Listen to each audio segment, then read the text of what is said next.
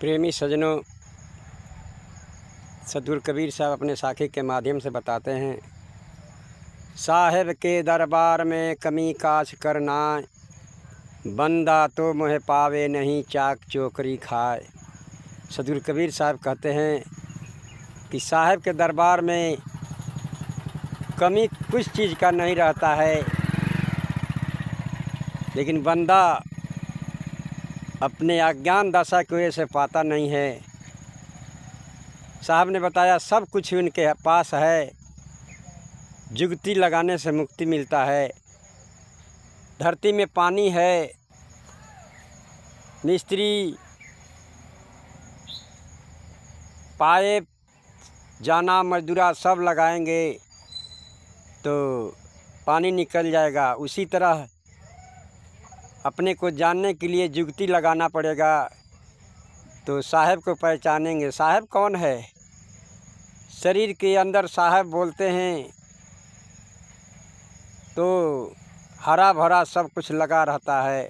अगर साहेब निकल जाते हैं तो जैसे फूल कुम्हला जाता है वैसे शरीर कुम्हला जाती है, वैसा ही साहब हैं। तो साहेब के दरबार में कमी एक भी चीज़ का नहीं रहता है, लेकिन बंदा उसको पाता नहीं है। बंदा का अर्थ होता है जो बंधन में है वो बंधा है, शरीर बंदा है और आत्मा जो है साहेब है। साहेब जब निकल जाते हैं तो शरीर जो है सूनी पड़ जाती है। जैसे मान लीजिए फूल है, पौधा में फूल लगा है, पौधा से फूल तोड़ लेते हैं तो पौधा बरकरार रहता है, फूल जैसे मुरझा जाता है। इसी तरह ये आत्मा जीव है, शरीर के अंदर से आत्मा निकल जाएगा तो ये शरीर मुरझा जाएगी। आँख, नाक, कान, हाथ, पैर सब कुछ बरकरार रहेगा, लेकिन कोई काम नहीं करेगा। इसी तरह ये शरीर है और आत्मा है। आप सबको जानने वाले हैं। जनैया जीव सबके जाने नहीं आप सबको जानने वाले हैं।